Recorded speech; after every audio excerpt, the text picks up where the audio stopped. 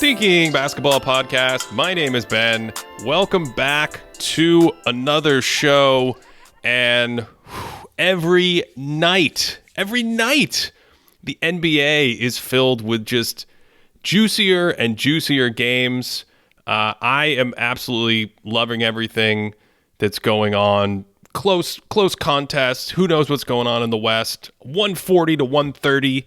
Sometimes you turn on another game and it's 4-4 after 6 minutes. Cody, how are you doing? Man, I didn't watch the second half of the Kings-Bucks game yesterday. For the first half, I was mostly waiting in the spreadsheets. Like, this is like the most bathing I've done in a spreadsheet for a while. So it's one of those where I peek up once in a while to be like, wow, that Sabonis dude is really, really cruising. And I went to bed being like, all right, Kings are the eventual champs. But lo and behold, I wake up and the Bucks pulled it out, Ben. Bucks pulled it out. Oh yeah, that game was a dogfight. The intensity of some of these games in March that had a fever pitch. I'm not even going to say playoff intensity. They were talking about during the game how it felt like a playoff game. That felt like a conference finals game.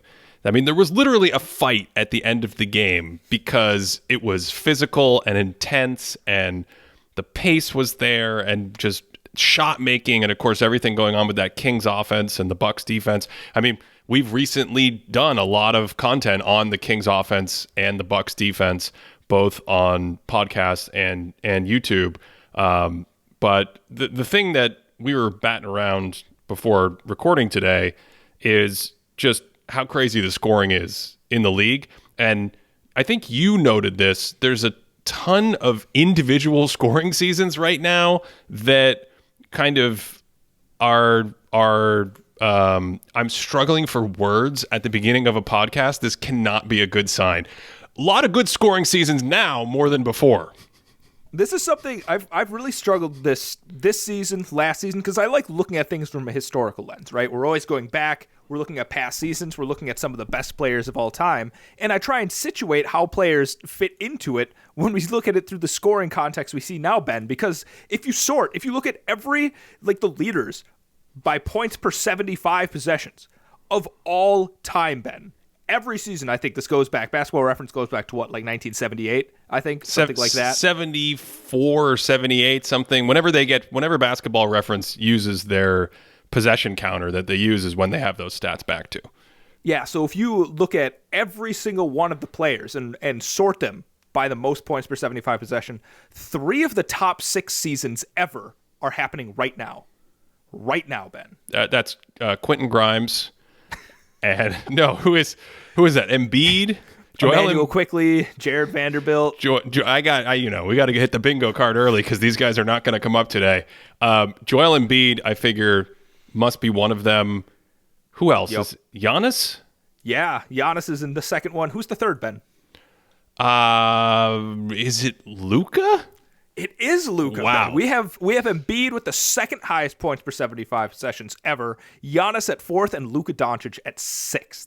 So this is just raw. One thing we've talked about is how to adjust for scoring inflation over the years. And even those stats are breaking my brain a little bit because the idea behind adjusting for scoring inflation is sort of a basic change that helps you keep track of what's going on. So it's a simple adjustment. It's a linear adjustment. It means that if the league-wide offensive rating was 100 and now years later it's 115, you basically have a 15% change that you account for. You say, like, well, scoring was 15% easier back then when the league average offensive rating was 100. But as we've seen these radical changes, and we've talked about this before, Cody, offense in basketball, it's just an amazing thing. I don't think you can say it enough. The efficiency of a basketball possession as teams go back and forth on the court, taking turns, that's the rules, was basically stuck between 1.05 points and 1.08 points for like 30 or 40 years. And all the tinkering with bringing the three-point line in and getting more three-pointers and changing the rules and freedom of movement and zone defense and illegal defense and no zone defense. It only moved these things slightly. And so basketball created a feeling of like, hey, this is a low-scoring game. It's 88 to 82. And then, oh, this is a high-scoring game. It's 120 to 115. Everything has gone off the rails in the last few years, as we've discussed. And now the league-wide average offensive rating is more like 115. And it's starting to make it weird to make these linear comparisons, because it turns out it might not be that simple, even just from a statistical, we're trying to put everyone on the same playing field perspective. Yeah, and I think the really interesting thing too is you go back to say like 2004, 2003. I think you've dubbed like the dead ball era. It's not that they were definitely less efficient by a significant margin, but the pace was also significantly slower. You just don't see teams literally playing at a pace of 85 possessions per game. Like, you would see that back in 2004. You'd see like a boxing match between the Pacers and the Nets, or the Pacers and the Pistons, where they'd be playing at this grinded out pace, so to speak. Not even so to speak, that's literally what it was. But I think what's really interesting is when you look at the offensive rating, it isn't a linear path, right? There are some years where it like bounces around. Like, I don't know them off the top of my head, but let's say 2004, let's say the offensive rating for league average is like 103. The next season it might be 105. It goes down to 103, goes to 107, down to 104. And then all of a sudden, I don't even know, what is it, like 2019? Is that kind of when we start seeing this huge upward trend? And ever since then, it's just been this it exponential, not even linear at this point, but it just shoots up to 2023. And I think that's the point now where we're like, well, what do we do with these numbers now? Right. So what this leads to is a ton of discussion and a ton of graphics and a ton of talking points about, this is the first player to do this since Wilt Chamberlain. This is the only player since Oscar Robertson to do this. These are all the players in NBA history to average this. My star on this team and Michael Jordan. And we, again, we've talked about like adjusting statistics and trying to make it a more even playing field. But what I think struck your eye, maybe even more than me, because I think you mentioned this the last time we talked about these big scorers, is that at a certain point, it becomes like super linear. You're like, wait a second, it feels like it's not impacting everyone the same way, right? So the league is changing by 12%, but is the top of the scoring heap changing by more than 12%? Is something different going on there? So we took a look. We took a look at the numbers, Cody, as we are known to do on this show. And it turns out that if you look at the, say, top 50 scorers in the league, okay, the average scoring rate of the top 50 scorers in the league in 1999, basically its low point. I think there was periods where maybe it was a little bit lower, like 1992, you were closer to 22 points per 75. But let's stick with 1999, okay? 1999, you were a little over 22 points per 75. That was an average top 50 score. That means if the 50th scorer in the league averages 18 points per 75, which is about what the number was in 1999, and the top scorer averages, 29 or whatever, Shaq or whoever led the league in scoring rate that year average, the average of those top 50 guys was about 22 points per 75. And remember, we use that per 75 because players in modern basketball roughly play about 75 possessions in highly competitive games. You can think of it as something closer to points per game. So a 22-point scorer. Today, the average top 50 scorer averages almost 25 points per 75. So that is a 27% change in top scorers, where the league offensive efficiency has only gone up by 12%. It's gone from 102 to almost 115. Same thing if you look at top 10 scores. If anything, I would say it actually gets even a little stronger. That effect gets larger when you look at top 10 scorers, because the average top 10 scorer in 1999, I mean, how's this for a throwback? I hope you're sitting down. The average top 10 scorer was 24.5 points per 75. So if you're a 24, 25, 26-point scorer in 1999, you're one of the best scorers on planet Earth. 26 points per game would be a top scorer on planet Earth. This season, it's about 32. Average, not the leader, the average top 10 scorer is averaging 32 points, just under 32 points per 75. Cody, that's a 30% difference. So it's got me thinking that scoring is easier for the entire league, but because it's easier for everyone, the best players who are already good at scoring, it's even more easy for them. And this distribution of scoring increase, the rich get richer. It doesn't evenly go to everyone. Like all the role players aren't increasing at 12%. All the Dennis Rodmans and non-scorers aren't increasing at 12%. The rich are getting richer in the sense that they're getting more of the benefit from this scoring spike. I really want to emphasize that because I find it interesting. We both went into our separate laboratories and we were playing around with all of our tools in the toolbox, and we came together and we're like, wow, look at these things. This is sort of what we're coming to the conclusion of separately here.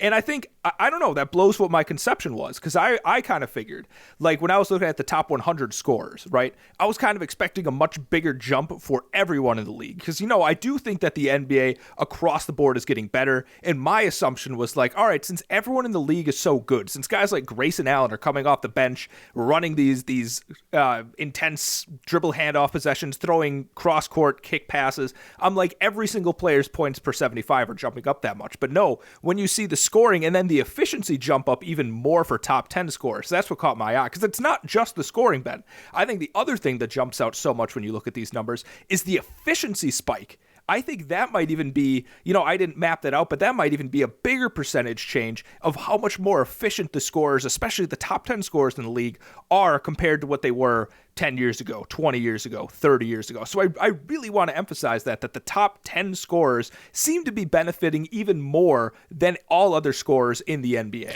Well, of course, we often talk about efficiency relative to the league. So we know the league is getting more efficient. That's part of what's happening as that offensive rating goes up. I mean, literally that is what's happening as the offensive rating goes up. That's efficiency. So the players' overall raw efficiency, we know, has gone league-wide, 53% true shooting, 54% true shooting, 56. Now we're at 57 something. But your point is that in the last few years, even when you look at relative true shooting, the scoring leaders are posting, they're always about 4 or 5 points better than the league average. And there was a period where that wasn't the case. I don't know how much to make that about the scoring leaders from what I've looked at, because if you go back to the 90s, there were a lot of years where they were also 4 or 5 points ahead. To me, that's just about everyone getting smarter, and you don't have a bunch of volume scorers anymore that are taking a ton of shots, trying to score 30 points a game, but also at like 53% true shooting. We've kind of moved those guys out of the league, and you end up with more of the Steph Curry 2016 model, the Jokic model that we've talked about. Even the mega volume guys of the last few seasons that we'll get into.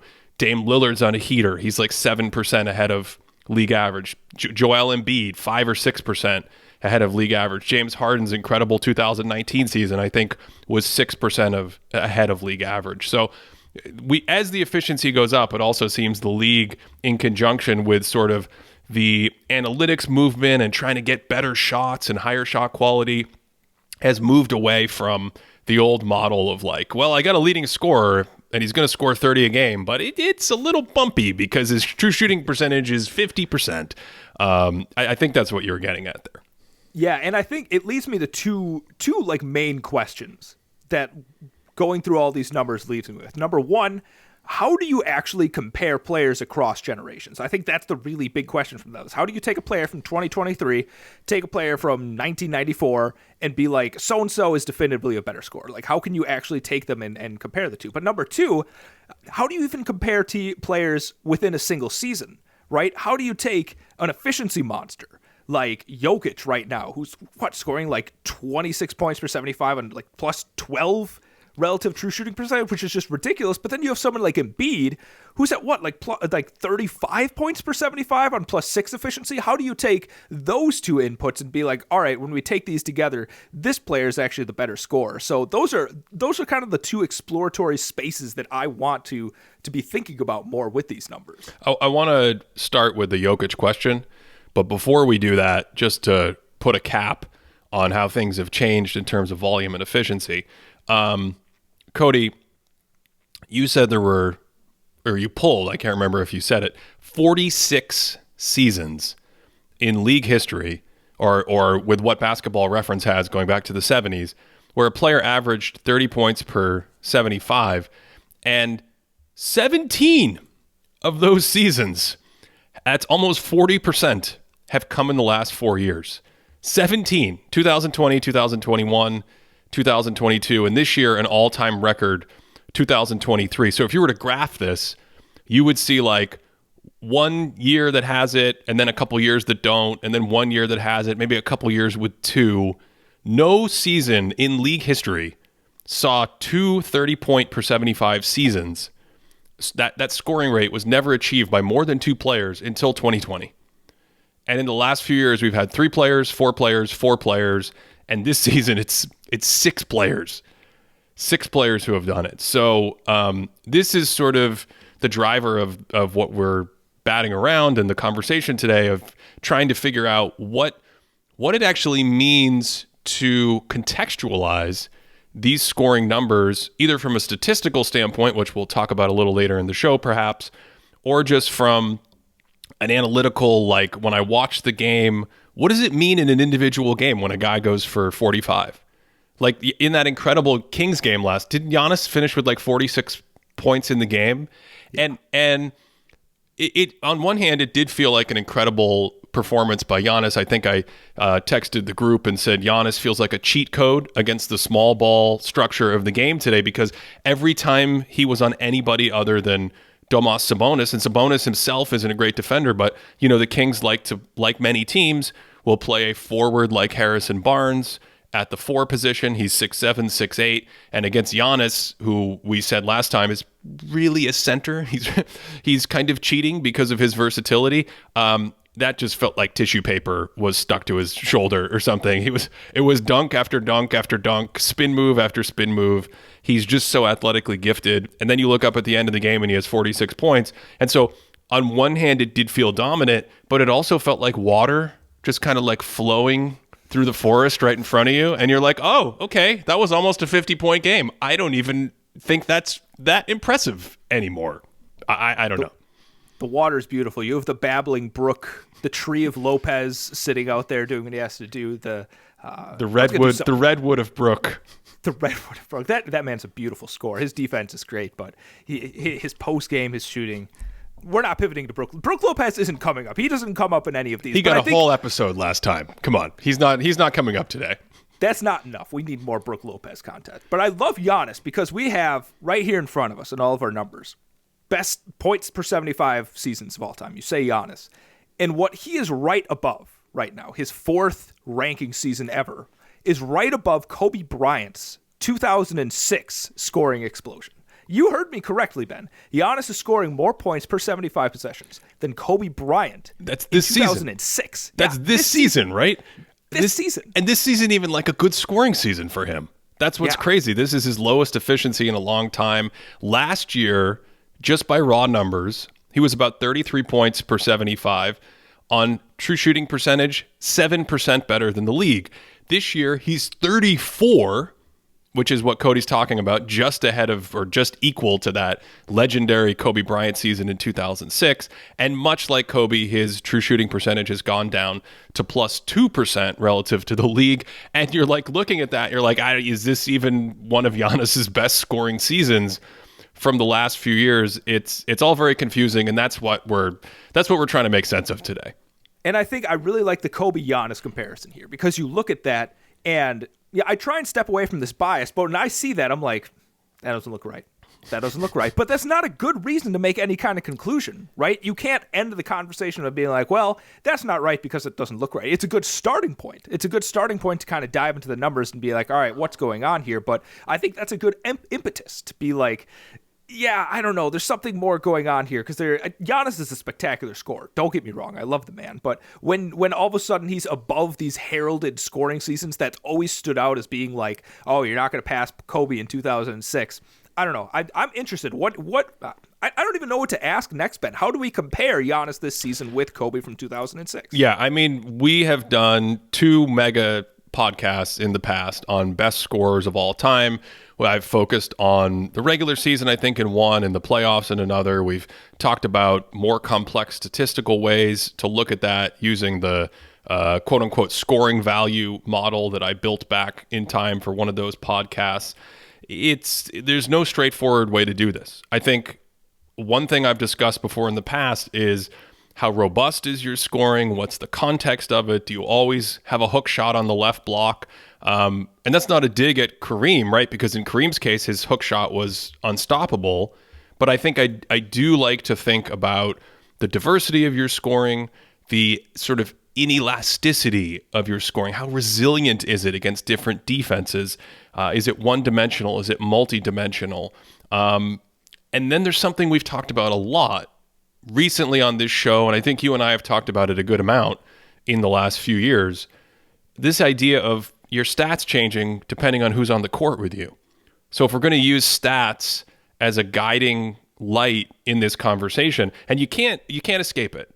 You can't escape the fact that I think you need film to contextualize, even with scoring, even if we leave out the playmaking component, which is impossible to do. Let's face it, you can't truly separate the threat of playmaking with how you're defended and how you score. But to understand the first set of criteria I just laid out, you need to watch the player to understand, his strengths and weaknesses and how robust he is and how resilient he is, yada, yada, yada.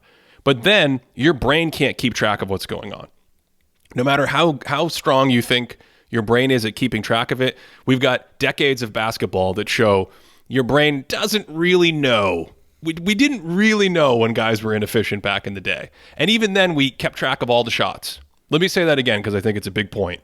We kept track of all the shots, and people still didn't really internalize who was the most efficient. They were like, field goal percentage, 42%.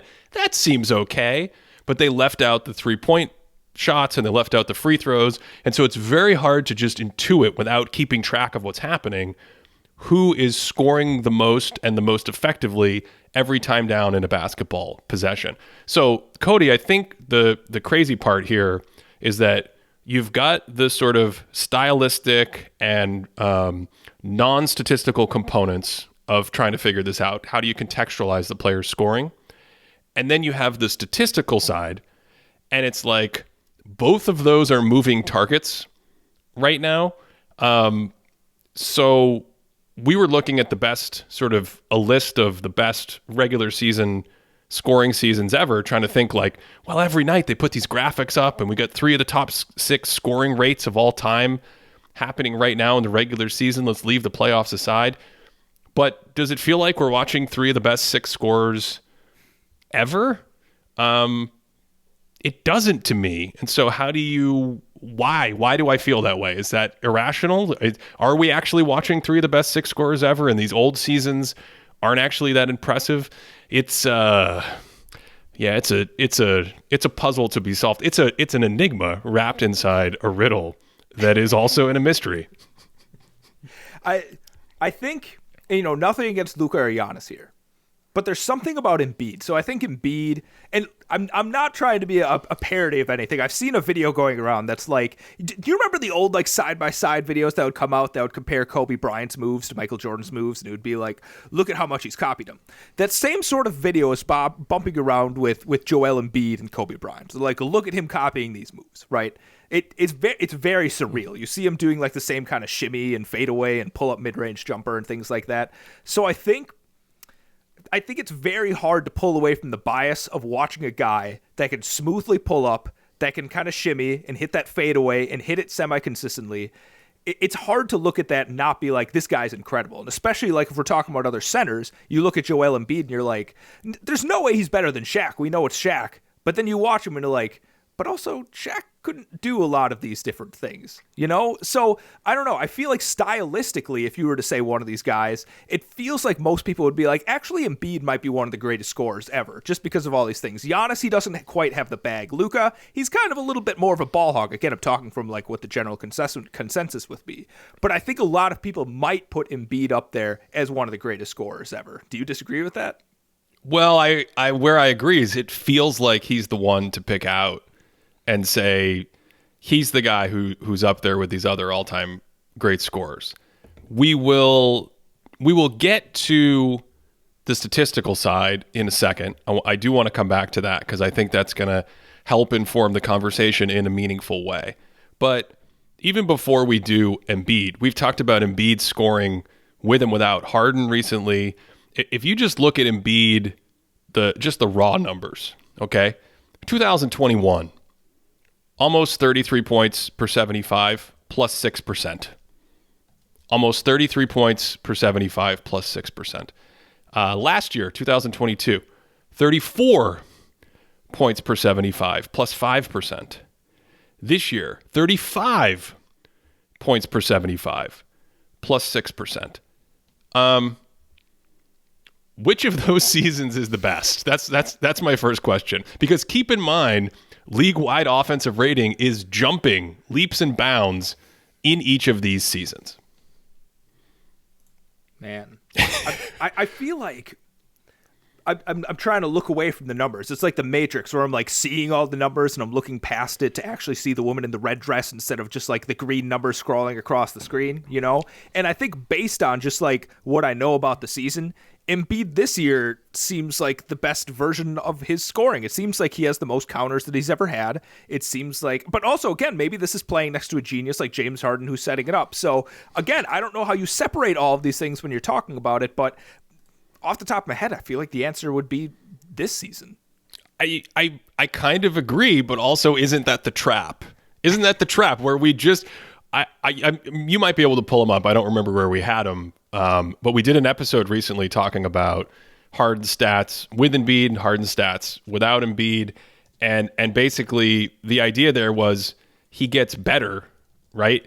He gets better when Harden's on the court. So is it just the presence of Harden that is inflating those numbers and those opportunities, and then your brain indexes on those great moves? It remembers those great moves more, and the officiating is continuing to make scoring easier, and spacing and skill and all the other tactics we've talked about continue to make scoring easier, though who knows how much that applies to Philadelphia, because in their case, you can give the ball to Embiid in a clear out on one side. They have that 1980s offense. They also love to get Embiid the ball in the middle of the floor, around the nail, the free throw line, the pinch post, that Dirk Nowitzki spot. He's incredible from there because it's very hard to double when you're just like sitting in the middle of the court and facing a defense, and you're like, well, where are you going to come from? Are you going to come from right there? My guy's going to be wide open. It's an easy pass because I'm in the middle of the court. I'm not on one side. He's been great in all those areas. And then you add in the pick and pop, pick and roll with James Harden. So I don't know. On one hand, it feels like I'm with you, like 2023 is the best, but that's how tricky and fuzzy this conversation is, at least to me right now, when you're trying to parse the splitting of hairs of players who are elite, high level, maybe in some capacity, all-time level scorers. So what I find particularly difficult about Embiid's case, and I don't have the numbers in front of me, but I do remember, like, he's both more efficient and scores more when Harden is on the court. Very rare. Like, you don't see that happening very often when you have an offensive superstar sharing the court with another offensive superstar. And I feel like this is one of those things where, depending on how you're feeling or who you want to argue for, that could be used for or against Embiid, right? Because on one hand, you could be like, well, I want to see a scorer that, like, when he's on his own, he really ramps it up, right? He's unstoppable. He can buoy it. But on the other hand, you're like, well, actually, I love seeing a scorer that can fit next to somebody else that can pass the ball, and he's actually elevated like it. It's like the old Amari Stoudemire and Steve Nash kind of thing, right? Are you, on one hand, like, yeah, Amari Stoudemire is a lot better with Steve Nash, but on the other hand, you have the skill set that allows you to have this high synergy with somebody else that's a great creator. And so I think that in itself is a philosophical divide that I don't even necessarily know how to handle, because that might be contextual. Well, I feel like with Amari, though, he's more dependent to get that great scoring. Like when you remove Nash and you send him to New York, or when Nash left the court in Phoenix, there's very similar numbers. You can see sort of the ceiling or the weaknesses or the fragility of his scoring, if you will. Okay, I want Amari to be a big 28-point score. Sorry, God, that was big back then. Today, I guess it would be like, I want Amari to be like a 33-point score. What does it even mean? I don't look at a lot of point per game stats, so it throws me when people are like, yeah, let's throw on the game, and this random guy's averaging 22 a night, and I'm like, wait a second. Relative to what everyone else is doing, that's like the 100th best player. That's not a big thing anymore. Anyway, with Amar'e, I think you could see, okay, I can't generate great high efficiency looks myself. I can face at the elbow. I got a pull-up game. I can drive. I can use my quickness advantage. I can get some putbacks and offensive rebounds. That, by the way, that's always a tricky one because there's no aesthetic pop for people whatsoever on grabbing offensive rebounds and scoring. And yet that is a part of scoring to some degree, right? I feel like some people would almost disqualify it and be like, if you're on the weak side and you're Moses Malone, the skill there is rebounding, not the scoring. You rebound and you put the layup in. I don't know how you feel about that, but it's very complicated. Okay, so this is actually really interesting because if you're actually trying to strip away scoring from everything else, right? NBA players have their spots they want to get to, right? Embiid wants to get to the middle of the court. He scores there. He wants to drive in and be physical and get there. Having Harden actually takes away the barriers of himself having to generate getting to those spots. So you could see somebody making the argument that's like, actually, being on this court with Harden shows how good of a scorer Embiid is, because when you take away these other reasons that prevent him from getting to a spot, whether it be ball handling or something else, he's truly unstoppable. He's that much better. So it's actually his pure scoring that is being unlocked by Harden, and other great scorers wouldn't be able to showcase that sort of thing next to him. Yeah, I got the numbers, by the way. It was 34 plus 4 without Harden, very similar to the 2021 and 2022 numbers we saw. And then maybe that spike this year is because he's playing with the great James Harden, who we talked about his playmaking and his offensive effect and how he's having quietly such a good year in this role. 36 plus 8, 36 points per 75 on true shooting percentage, 8% ahead of the league. But that's what I mean, Cody, where it's like, if you're really getting down to it and trying to rank the best scoring seasons, for me at least, I think you want to understand, what does it mean when he plays as a lone star? What does it mean when he plays with one other star? What does it mean when he plays with two other guys? How does he fit or scale up? Or you shift roles? What does it mean when his offense, isn't how good your offense is a part of this as well? So there's what's happening with the league. There's what's happening with your team, your teammate quality. There's what's happening with the quality of your offense. Because I want to ask the same question about Jokic. Before we go there, let's jump back to the statistical side. I just asked a bunch of questions. What does it mean if your offense is better? What does it mean relative to the league? This is where ScoreVal comes in. This was the impetus behind building a model that said, look, this is not going to be the definitive one-number scoring tool on earth. We can't just look at this and say this is a ranking of scorers because of everything else we've talked about in this episode. But that's literally what that model did. It said, what's going on with your teammates? What's going on relative to the league? And what do we sort of quote-unquote think the value from your scoring is based on those factors and based on your own scoring numbers, and balancing the model itself, trying to balance volume and efficiency. That old idea of balancing volume and efficiency. And if you do that, none of the current seasons in 2023 in that scoring value model are like top 5 or top 10 of all time. All the seasons, for the most part, we're talking about are very good. Although interesting, Giannis, I think he's having the worst scoring value season he's had in a number of years just because of that efficiency. There's a lot of debate from longtime listeners of this show of like, well, does that model value efficiency too much?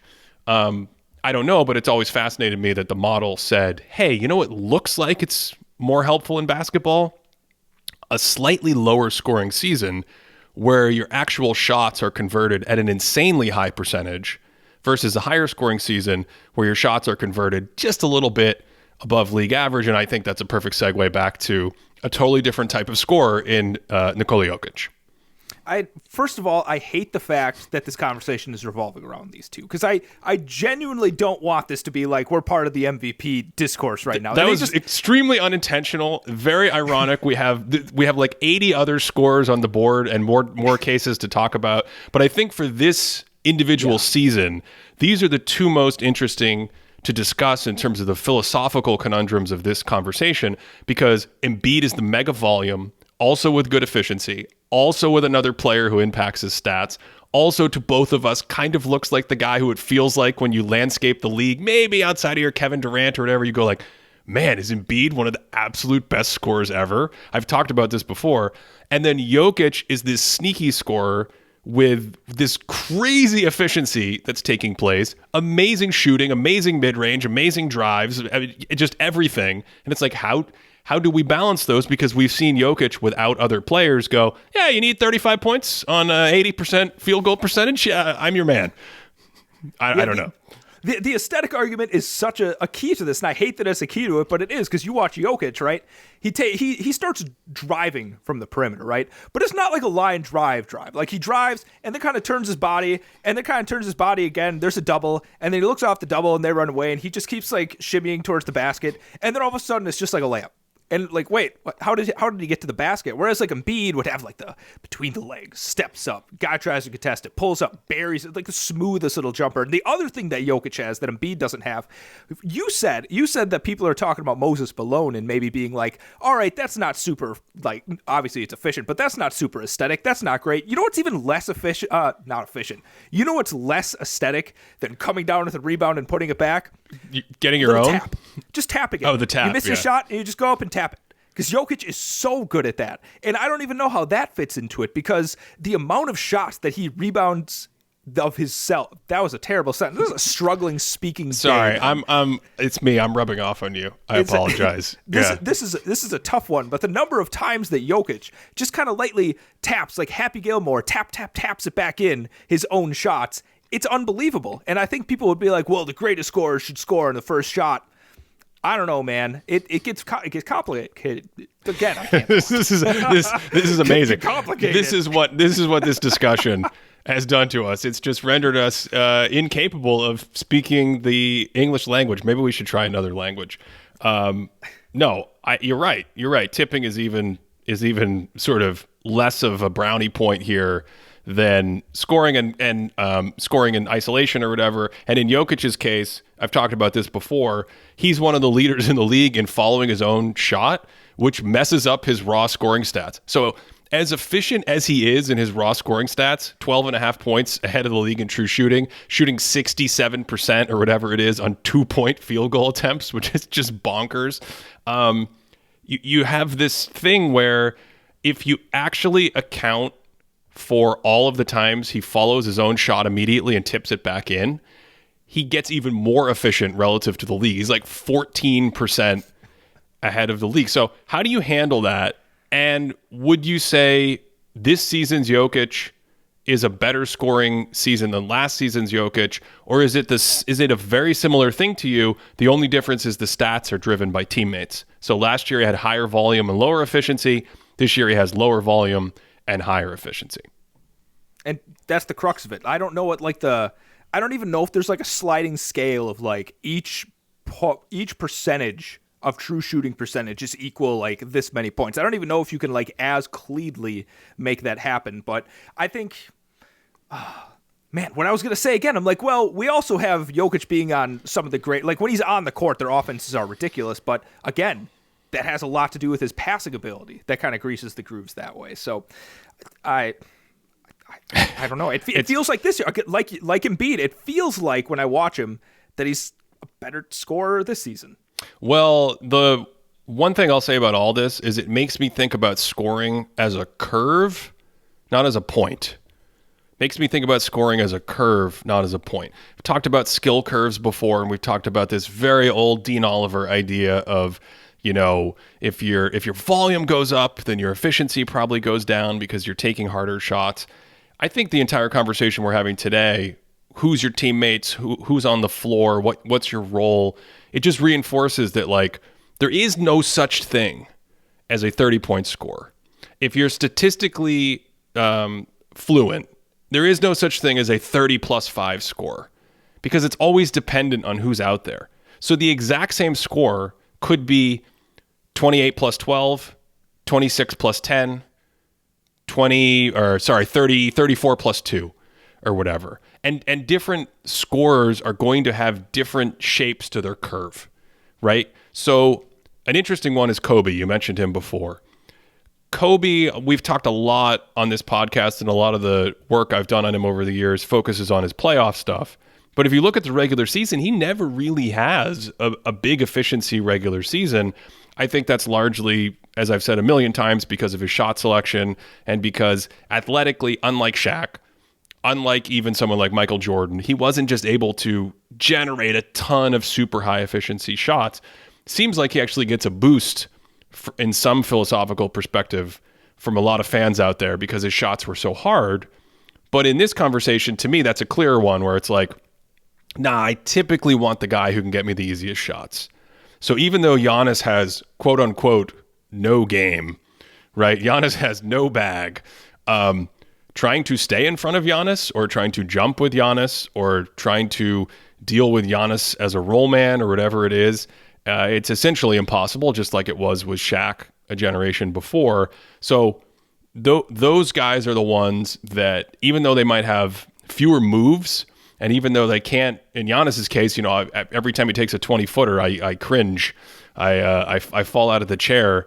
You almost don't want them shooting, but the name of the game is to still try to score. And I think that's why if we went back in the day, way back, like Kareem Abdul-Jabbar would probably not be controversial as a choice for one of, if not the best scorers in the game at the time, because it's like very, very big, very, very tall, very, very amazing skyhook.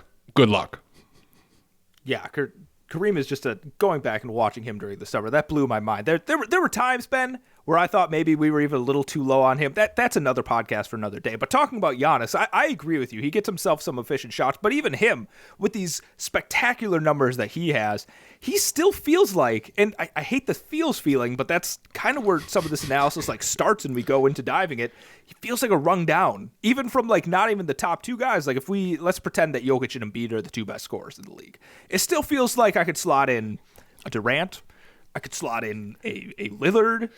Is Luka a better scorer than I don't know, but it feels like those four other guys, maybe the three. Let's say Durant, Embiid, and Jokic are kind of in their own little bubble. Does that seem fair when we're talking about the best scorers? Man, I don't even know. I feel like I've done so much work on this, and yet it feels like it almost gets hazier when you try to zoom in and you force this level of granularity. I feel like a lot of people, what they want is a high efficiency bucket on demand. And I think in the old days that was like isolation. And I think that's the wrong way to think about it. That was a serious uphill battle to try to convince people that Reggie Miller's points coming off of screens counted the same as if you just gave him the ball and had him dribble for 15 seconds and then take a fadeaway from 18 feet. If you're young and you think that's a joke, that's not a joke. That was literally a multi-year uphill battle to sell that idea that it was okay to use screens. Now everyone uses screens on the ball, off the ball, whatever. And so really, this is where you can't escape the gravity of playmaking, maybe pun intended, because you want to, on demand, generate the best shot for the team. And everyone's figured this out in the sport, including most of the best players. So when we say I want a guy who can get a bucket, he can get a bucket on demand. Well, really, you want him to get a bucket for the team, so maybe he needs to pass. But if we're just focusing on scoring, to me, he could come off screens, right? He could be the one using a screen. He could go to the post. He can be in isolation. And if we want a guy who can generate... let me throw something out there on the fly. What if we thought about this, instead of just pure scoring, as scoring pressure? You generate scoring pressure. And then some players will shoot into that pressure. Maybe Embiid shoots over a double team. Some players will pass out of that pressure, but it'll just be a release valve. Giannis gets doubled and he misses the open guy and his head is looking the wrong way, but he kicks it out to a three-point shooter. And maybe you keep a micro advantage, or maybe they reset the play. And then the Magic Johnson, Jokic, that version is you're in the post and all of a sudden you go to score. And when you make your move, you draw defensive attention. And then those players got you with passing. Should we be thinking about it from a scoring pressure perspective, because the potential to score is the thing that the player can release whenever they want. And oh, by the way, when we're getting really excited and we're at the bar and we're watching a game together and we're like, that guy can go get me a bucket, what we really care about is his ability to on demand strain defenses. Because I think for me, that's the reason why I can't just punt Jokic out of this conversation despite lower volume. Because when you look at like garbage time stats and you filter them out, when you look at clutch stats, when you look at Denver's performance down the stretch, when you see some of these games where his team's struggling, he's just like, I'm going to score every time. It actually gets back to that old argument of like, well, the data betrays what's actually happening, because when he wants to really press the scoring button against most opponents, he can do that. And again, we're stuck on him as an example, but I think this applies to a lot of the other great players that we talk about when we stack up all-time scorers, from Michael Jordan himself to James Harden, especially to different Kobe seasons, even to lesser guys like Magic Johnson, and so on and so forth, Oscar Robertson, other historical players. I really love this scoring pressure thing. I think that is kind of the key of everything we're talking about, because the way that you defend a player, right, you're not going to double team a player because you're afraid of their passing, right? When you double team a player, you're actually afraid of their passing. So I think that's the other part that shows how inextricable these two concepts are, because say Joel Embiid, once we get to the playoffs, he's going to see a lot more double teams, because that's probably the best way to take advantage of his weaknesses, right? Embiid's a good passer, but when he's really stressed out by a lot of defenses flying at him, he doesn't always make the best decisions and can throw it away a little bit more. So you want to put him in those positions. Whereas Jokic, it's tougher to just straight up double team him, because he's going to just find the open player. You can't have Jokic playing against you, 4-on-3 or whatever it might be. So that just changes the way that the defense is going to play against you. And then I think the on-demand aspect of it, I think maybe that's actually the key to Giannis in this conversation as well, because a huge part of Giannis's game, a huge driver of his efficiency in scoring as well, is the transition stuff, which puts a ton of pressure on the other team. And he's one of the greatest transition scorers of all time, but transition is not on demand.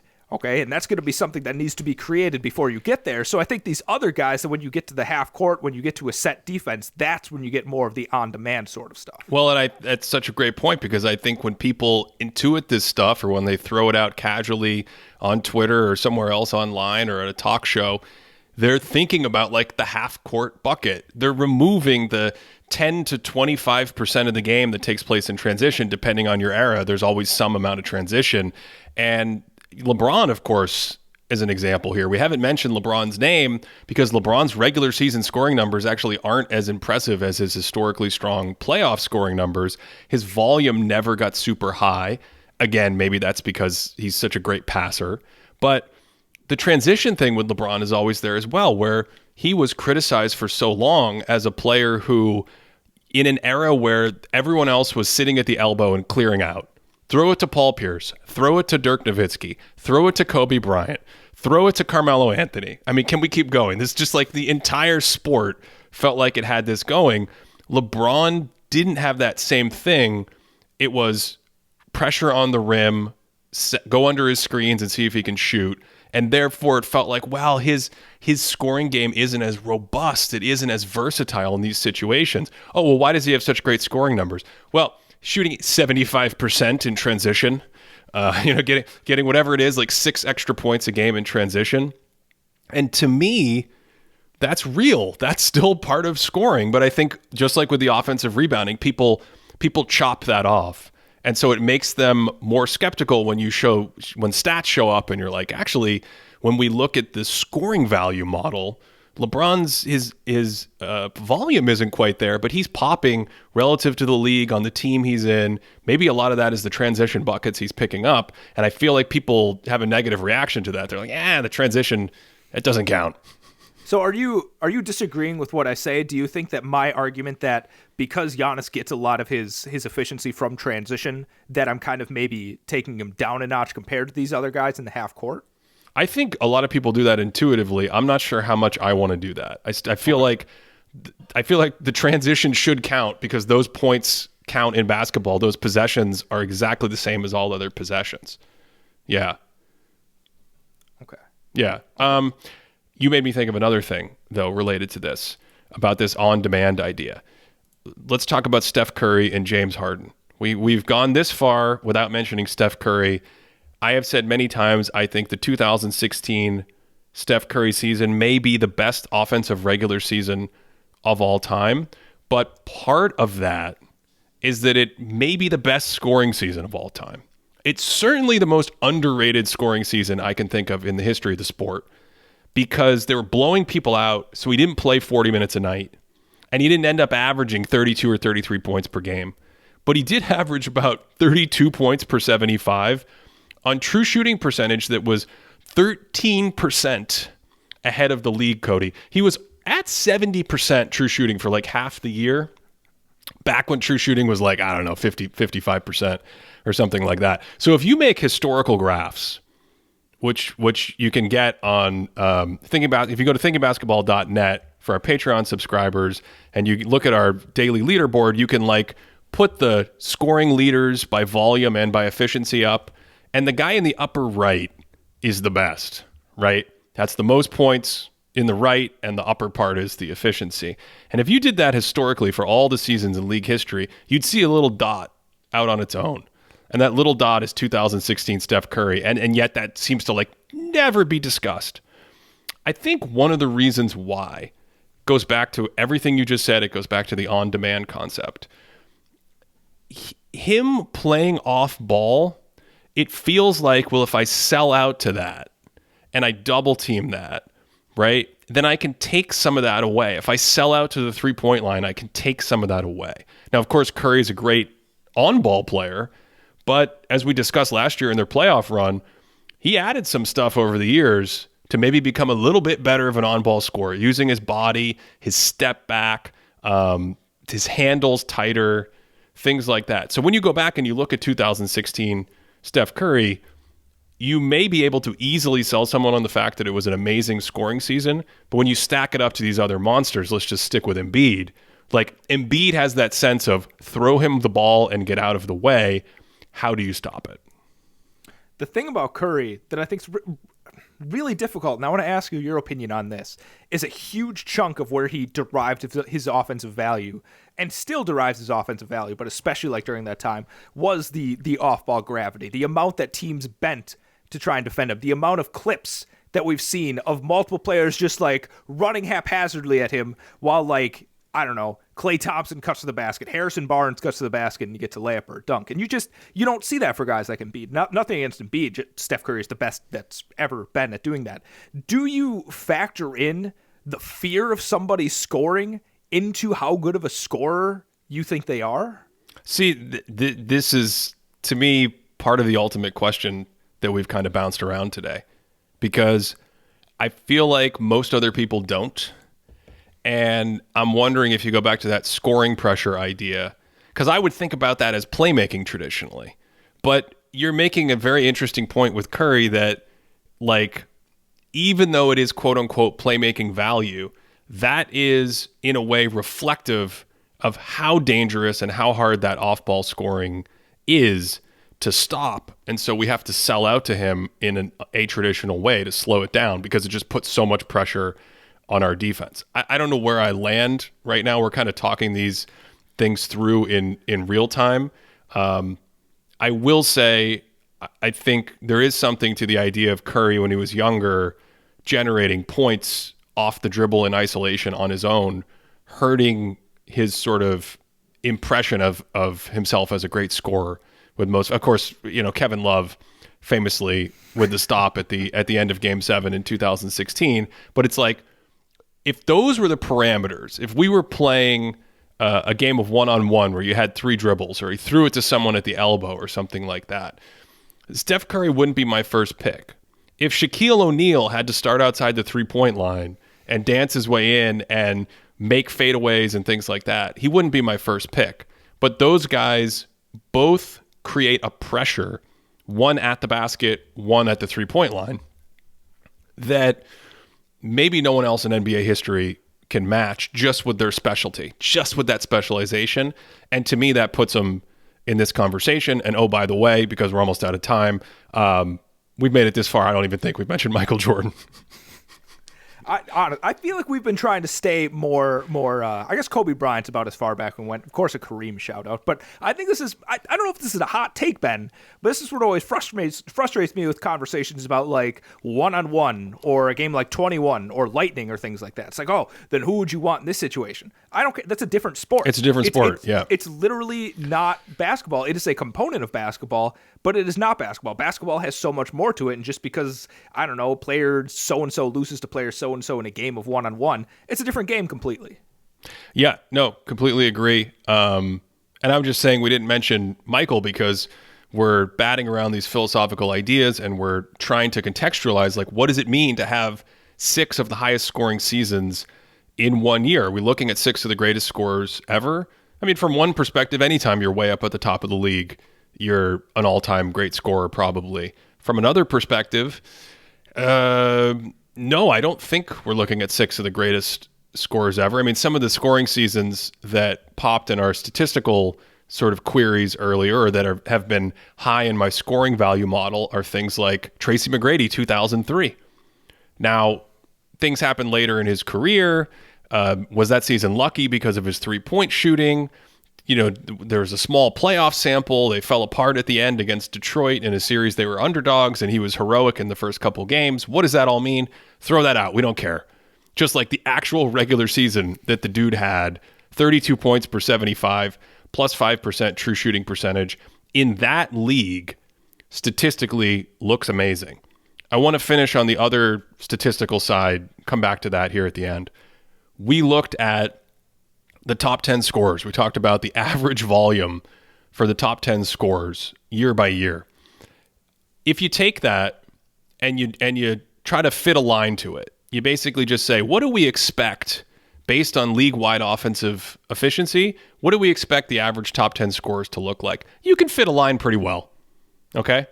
And if you do this for the last 25 years or so, and then you compare the top scorers to that actual line, meaning this is no longer perfectly linear, adjusting as the league increases in offensive rating. Instead, this line changes a little bit as it gets higher or lower or whatever. It tries to take into account the fact that when scoring gets easier, it seems to get much easier for the better players disproportionately. When we fit that line, and then we take all these players and we say, what does it mean to score, like Embiid this year, 35 points per 75? What does that mean relative to the expected top 10 scorer in a league like that? Embiid's about 4 points ahead of where we expect the average top 10 scorer. That's 24th on the board of scorers we put up.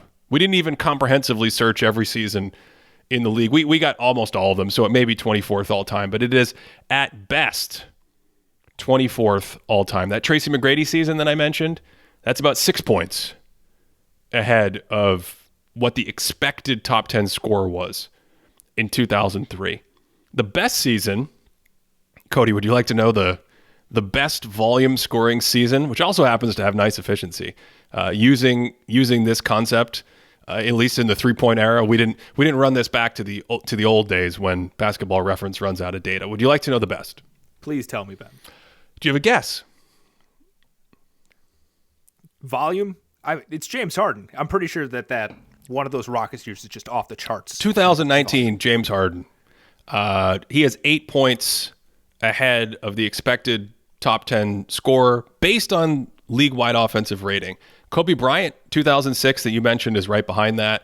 1987, Michael Jordan is right behind that. So I think no matter what you do, the 3 mega scoring seasons historically always pop like that, at least in all the stat stuff I've done. But this is the first time you get a season like Joel Embiid, which by the raw numbers is right there, and it's way behind. It's behind that Curry season we mentioned. It's behind the Tracy McGrady season. It's behind a bunch of Kevin Durant's. It's behind your Russell Westbrooks. It's behind your Giannis's. You got to give a shout out to George Gervin in there, right? Like that's really the first perspective I've seen that says, hey, when things keep getting this easy for the league, we actually expect a top 10 scorer to look like this, and your best top 10 scorer right now is only a little bit better well, I don't know how to phrase that accurately. Like, it's not quite as extreme of an advantage over the other top scorers that we've seen in past seasons. This is honestly, I feel like this is the first time I'm like looking through this. It's the first time I'm really seeing a statistical grappling with this sort of thing, trying to look at the inflation of scoring right now. Man, are the people going to be able to see? Is there a way that the people can see this? Because I really think this is an interesting statistic that, I don't know, other people would be interested in seeing. Yeah, we will try to put this up on our site for Patreon subscribers, patreon.com/thinkingbasketball. That, of course, is the best way to support this show. Cody, you have any final thoughts before we wrap this one? This has been a journey. This has just been a journey. That's it. Genuinely, as somebody that's just like participating and working through a lot of this live, I feel like I've come away with a lot of wonderings like closer to being answered. I feel like this is a really big question that I've grappled with in a couple of years. I've tried playing around with some numbers in a couple of ways, and I've never able to get close in a way that really made me happy. And looking at some of these things and comparing some of these players, I'm starting to like see a clearer picture of how to compare this season's and last season's ridiculous scoring to previous generations. Yeah, for me, if I had a big takeaway, it would be to think about scorers and scoring numbers as curves that have different shapes versus a single point. It would be that having multiple statistical perspectives is a requirement, not like a bonus, because you need to think about what's the league like, what are the defenses like, what are the teammates like. There's just no way around that, and they're going to give you different perspectives. So when you look at the score value model that we use, it likes efficiency more, but that's not necessarily wrong or biased per se. It's just saying, hey, on average, this thing going on with efficiency relative to the league at this time, relative to the teammates this player had, we think it's the most valuable. Think about that. Then you've got the last component, which is all the philosophical stuff we've talked about, where it's like, even if we try to draw a line about what it means to be the best scorer, maybe general scoring pressure in these different components of the game is a way that I can actually wrap my head around, like, here's a scout, here's some X's and O's, here are some tendencies, this guy's the best scorer to me. Versus the old model, which I think is throw it to him at the elbow and get a bucket. And if you got fancier moves, that's how we know who the best scorer is.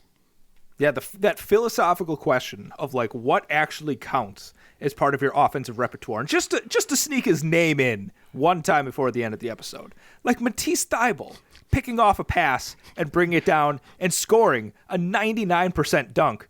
Do we give him credit for that offensively? Is that a defense thing? Are they both kind of combined? So I think that is also the question. What do you count as being part of somebody's offensive value? Or scoring value, I guess, more specifically for this episode. Yeah, fascinating stuff. I will continue to chew on it more. Hope you enjoyed this one. Thanks, as always, for listening all the way to the end, especially if you got through that fake little outro move I put in there. Cody, I deliberately snuck in some additional content after that. We will try to get these numbers up for subscribers as well. Otherwise, wherever you are, as always, hope you enjoyed this one and that you are having, of course, a great day.